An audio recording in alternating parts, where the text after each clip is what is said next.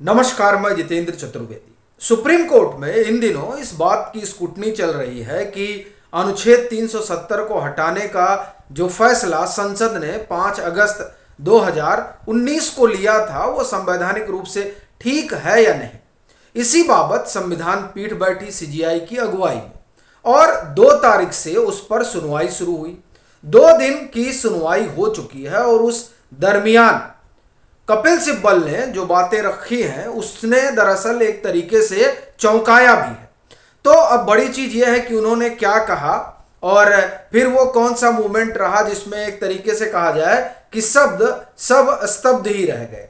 तो उस पर हम लोग बात करेंगे। और चूंकि अब 5 अगस्त 2023 आने वाला है तो ऐसी स्थिति में यह भी देखेंगे कि ये जो 4 साल हुए हैं, इन 4 सालों में 370 के हटने के बाद किस तरह का फर्क पड़ा है जम्मू और कश्मीर में। और बात अपनी यहीं से शुरू करते हैं, फिर आते हैं कि क्या कुछ हुआ।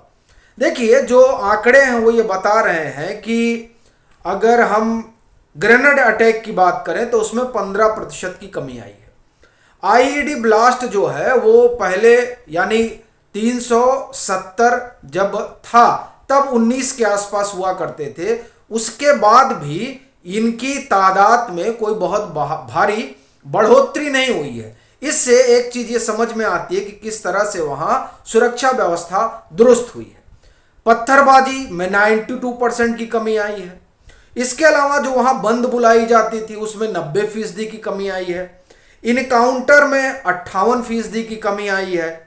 जो वहां टेररिस्ट रिक्रूटमेंट होता था वह भी बहुत आप कहें तेजी से नीचे गिरा है। ये सब 370 हटने के बाद की परिस्थितियां हैं। पर्यटन 1.88 करोड़ पर्यटक वहां पहुंच चुके, यानी जो उसका अपना उद्योग है पर्यटन वो फलने फूलने लगा है कम से कम ये अनुच्छेद 370 हटने के बाद। और जो निवेश है वो तकरीबन 10 गुना बढ़ा है। जो निवेश कभी वहां आप ये कहें कि 2019 में हटा है तो 18-19 में जो परिस्थितियां थी निवेश के मामले में उससे बड़ा भारी परिवर्तन हुआ है। और ये तमाम चीजें 2 अगस्त को सदन में एक तरीके से आप कहें कि चीजें रखी गई।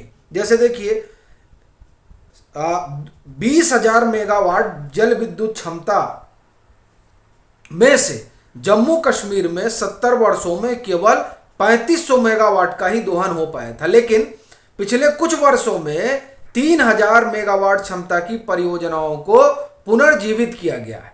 ये चीजें सदन में बताई गई। और यह भी आया है कि किस तरीके से 3.5 लाख से अधिक रोजगार सृजन हो उसके लिए निवेश का प्रस्ताव भी है।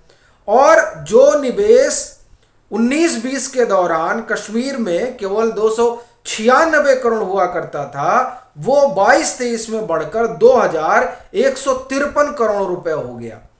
और फिर औद्योगिक विकास को बढ़ावा देने के लिए भी तकरीबन 28,400 करोड़ रुपए की आप ये कहें प्रस्तावित योजना है। तो इस तरीके से जम्मू कश्मीर प्रगति के पथ पर आगे दौड़े इसकी तमाम कवायद चल रही है। और 370 के हटने के बाद वहां बहुत कुछ हो चुका है। और सुरक्षा की दृष्टि से भी जिस तरह हमने पत्थरबाजी बताया, टेररिस्ट रिक्रूटमेंट बताया और आतंकवादी घटनाएं, वो सब एकदम आप ये समझिए कि न्यूलिफाई हो चुकी है। तो ये परिस्थितियां बनी हैं ये जो अनुच्छेद है इसके हटने के बाद से। अब हम इस पर आते हैं कि दरअसल वो कौन सा ऐसा मूवमेंट रहा जिसने एक तरीके से सबको चौंका ही दिया। देखिए, 2 दिन की बहस हुई है और इस बहस का जो मेन मुद्दा है वो यही है कि ये जो 370 है आर्टिकल, इसे संसद हटा सकती है या नहीं हटा सकती है। अब इसमें कपिल सिब्बल का ये मानना है कि चूंकि कॉन्स्टिट्यूएंट असेंबली अब है नहीं तो ऐसी स्थिति में आप क्या ही कर सकते हैं। और फिर अपनी बात को आप ये कहें कि और उसको मजबूत तर्क उस संदर्भ में रखने के लिए वो केशवानंद भारती के निर्णय का जो है उसका वो उसे बताते हैं कि देखिए उसमें केशवानंद भारती वाले मामले में एकदम स्पष्ट बात कही गई थी कि एक होता है लेजिस्लेटिव पावर और एक होता है कॉन्स्टिट्यूएंट पावर।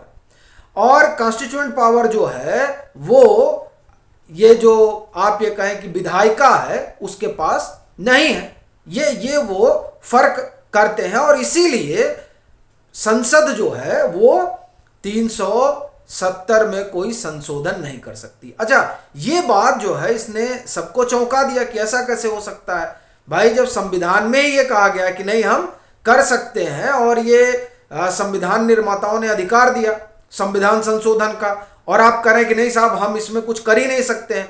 तब ये सवाल उठा कि आप ऐसे कैसे कह रहे हैं कि आप जो है इसका संशोधन नहीं कर सकते। अब ये क्या संविधान से अलग का हिस्सा तो है नहीं, एक। और दूसरा, आप जो कह रहे हैं उसका मतलब ये अस्थाई नेचर का हो जाएगा, तो अस्थाई नेचर कैसे हो जाएगा जब इसे भाग 21 में रखा गया है, तो यानी इसका स्वभाव जो है वो अस्थाई है, और जब अस्थाई है तो ये हटेगा ही। ये तमाम चीजें वहां होती हैं। लेकिन जो वो ये तर्क देते हैं कपिल सिब्बल कि नहीं, ये जो 370 है, ये 370 दरअसल एक तरह से आप कहें कि ये वो पुल है जो जम्मू कश्मीर को भारत के संविधान से जोड़ता है, इस तरीके का आप समझिए। तो इसलिए ये सेतु है, इसलिए इसमें कोई फेरबदल नहीं हो सकता है। तो अब ये एकदम अजीबोगरीब स्थिति हो गई कि पूरे संविधान में आप ये कहें कि संविधान संशोधन का अधिकार भी है और आप बदल भी सकते हैं, लेकिन इसको नहीं छू सकते हैं क्योंकि ये फैसिलेट कर रहा है जम्मू कश्मीर के संविधान और इसके संविधान के बीच। इस तरह का जो है उन्होंने बात रखी। अब इस बात ने सबको चौंकाया कि साहब मतलब आप संविधान में इसे नहीं बदल सकते हैं। और दूसरा उन्होंने कहा कि साहब देखिए ये जो है ये कॉन्स्टिट्यूएंट असेंबली ही कर सकती है, और पार्लियामेंट जो है वो कॉन्स्टिट्यूएंट असेंबली तो है नहीं। अब इस पर ये होता है कि अच्छा आप संविधान संशोधन कर सकते हैं, लेकिन आप 370 में कुछ नहीं कर सकते, एक। और दूसरा, केशवानंद भारती का जो निर्णय है उसमें बेसिक स्ट्रक्चर भी है और उसमें ये भी है कि लेजिस्लेटिव पावर क्या है, कॉन्स्टिट्यूएंट पावर क्या है। ये जब तमाम चीजें वो रखते हैं, तब सुप्रीम कोर्ट की जो संविधान पीठ है वो दरअसल सवाल खड़ा करती है कि देखिए जब संविधान संशोधन का अधिकार दिया गया है तो इसका मतलब ये हुआ कि कॉन्स्टिट्यूएंट पावर तो है। तब जो बात कपिल सिब्बल कहते हैं, दरअसल यहीं से लगता है कि कपिल सिब्बल इस बात को किस तरीके से लेकर आगे बढ़ रहे हैं। वो कहते हैं कि अगर आप जो कह रहे हैं कि कॉन्स्टिट्यूएंट पावर आ गया तो इसका मतलब ये हुआ कि वो जो है संशोधन कर सकते हैं, तो ऐसी परिस्थिति में पार्लियामेंट ये कह देगी कि अब चूंकि हमको कॉन्स्टिट्यूएंट पावर है तो हम कॉन्स्टिट्यूएंट असेंबली हो गए, तो अब चूंकि हम कॉन्स्टिट्यूएंट असेंबली हो गए तो इसलिए हम बेसिक स्ट्रक्चर में भी फेरबदल कर सकते हैं।